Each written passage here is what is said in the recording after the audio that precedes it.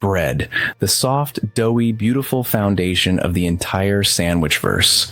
But here's the thing, folks. Not all bread is created equal. Some bread is super chill, but some bread is the evil mastermind of a sugary plot. We're talking about the sneaky little loaves that look innocent but are secretly plotting to send your blood sugar straight to the moon. We call this a spike. It's like a sugar rush, but way more complicated and less fun than when you accidentally ate a bag of Halloween candy. We're going to expose 5 popular bread brands that are notorious for making your blood sugar spike faster than you can say, "Is this whole wheat?" But first, let's do a quick review of what a blood sugar spike even is. Imagine your body as a super sophisticated factory, and sugar or glucose is the fuel. When you eat, your body breaks the food down into this fuel. Your pancreas sends out a key called insulin. Insulin's job is to unlock the doors of your cells so the fuel can get in and be used for energy.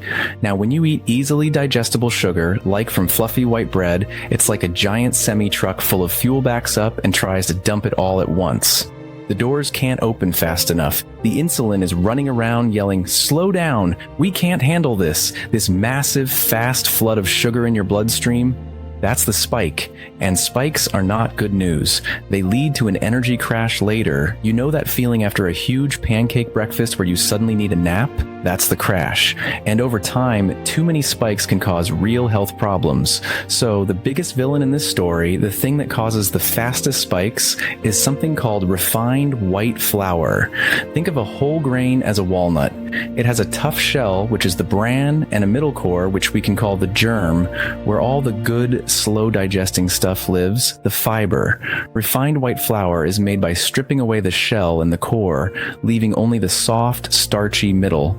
It's like taking the batteries out of your remote control and expecting it to still work. The fiber is the thing that makes your body slow down and digest the carbs slowly. When you take the fiber out, it's a high-speed sugar bullet.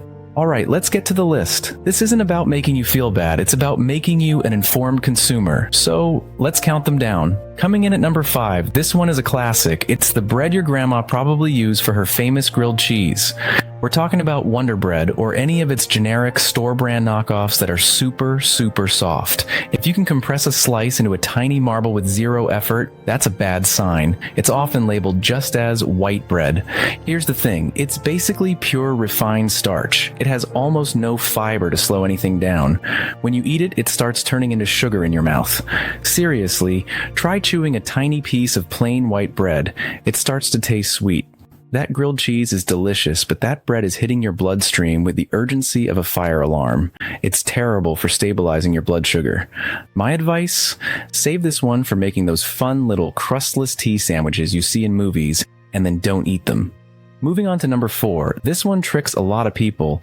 It looks a little healthier because it might have a slightly darker color. I'm talking about enriched wheat bread or oatmeal bread from brands like Pepperidge Farm or similar companies. The key word here is enriched. That sounds good, right? Like it got a bonus? Well, enriched just means they stripped out all the good stuff, the fiber and natural vitamins, and then added a few synthetic vitamins back in. It's like taking all the furniture out of a room and then putting a single plastic lawn chair back in. Technically, there's a chair, but it's not the same. And the darker color? That's often just molasses or caramel coloring to make it look whole grain. It's a trick. Read the ingredients. If the first one isn't 100% whole wheat flour, you're mostly eating a refined carb disguised in a trench coat. It still spikes your blood sugar almost as fast as white bread. It's the undercover agent of the spike world. Number 3 on our naughty list. Get ready because this one hurts. It's the one that makes the world's most decadent, sweet, and savory sandwiches. We're pointing a finger at many types of potato bread, especially brands like Martin's potato rolls or their loaf equivalents. Wait, potatoes are vegetables, so this should be healthy. Wrong. While potatoes have nutrients, potato flour acts very similarly to refined wheat flour when it comes to blood sugar, but the real problem is what they add to it to make it so unbelievably soft and delicious. The ingredients list often reads like a dessert recipe: high fructose corn syrup, sugar, and sometimes even butter. It's a double whammy, refined flour plus added sugar. It's like putting a rocket booster on an already fast car. Your poor pancreas is trying to keep up with a sugar party that has just been crashed by a very enthusiastic DJ. This bread isn't just a carb, it's a sweet, fluffy sugar delivery system. And now for number 2, this category is full of bread that looks healthy because it's dense, maybe a little nutty, and has the word honey or multigrain plastered on the label. Think of brands like Arnold or Sara Lee that offer honey wheat or 12-grain varieties. The danger here is the marketing. It says multigrain, and you think, awesome, that must be slow and steady. But you have to read the ingredients again. If the first ingredient is still enriched flour and not whole wheat, it's a lie. The multigrains are just a few little seeds sprinkled in like the parsley garnish on a bad meal. They don't do anything for the substance. And the honey, that's just another form of added sugar that moves it from a carb spike to a straight-up sugar spike. Remember, all sugar is sugar to your body. This bread is trying to trick the health-conscious shopper. It's the wolf in sheep's clothing. It gives you the illusion of fiber without actually delivering enough of it to slow down the sugar rush. Finally, the #1 blood sugar spiker, the absolute reigning champion of the quick spike. And this one is everywhere, especially if you ever order a sub sandwich. We're talking about sub rolls and hamburger, hot dog buns from major commercial brands like Nature's Own or Ballpark. Why are these the worst? They are supersized, air-filled white bread made to hold a lot of meat and cheese. They are designed for maximum fluffiness and minimum density. Density means fiber. Fluffiness means air and starch. A sub roll is huge, meaning you're eating a massive amount of refined carbohydrate in one sitting.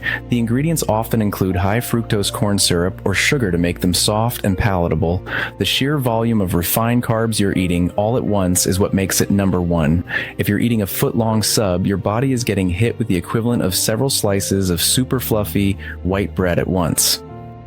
Your pancreas is currently hiding under the table. It's a guarantee for a massive spike, a big insulin dump, and the inevitable blood sugar crash. That's why half an hour after a giant sub, you feel like you need a 4-hour nap. The good news is that there are much better spike-friendly options out there. You just have to know what to look for on that ingredient label. Think of the ingredient label as the truth serum for the bread. This is the golden rule. The #1 ingredient on the label must be 100% whole wheat flour or 100% whole grain flour. If it just says wheat flour, enriched flour, or multigrain flour, put it back. That little 100% is the key that unlocks the healthy bread vault. If it doesn't have that, it's not whole wheat. The fiber test. Next, look at the fiber content on the nutrition label. A good blood sugar-friendly bread should have at least 2 to 3 grams of fiber per slice. The more fiber, the better. That fiber is the body's natural speed bump. It makes the digestion process slow and steady, preventing the massive spike and the crash. The added sugar hunt. Scan the ingredients list for added sugars. They hide under lots of names such as high fructose corn syrup, molasses, honey, and dextrose. So what are the good breads? Look for things like Ezekiel bread. That stuff is made from sprouted grains and legumes, and it's a powerhouse of fiber and protein. It lives in the freezer section and is super dense. That density is your friend. Also, look for truly 100% whole grain sourdough bread. And of course, any brand that clearly advertises 100% whole wheat and hits that 2 to 3 grams of fiber mark is a safe bet. The whole point of this, guys, is not to tell you that you can never have a sub roll again. Everything in moderation, right?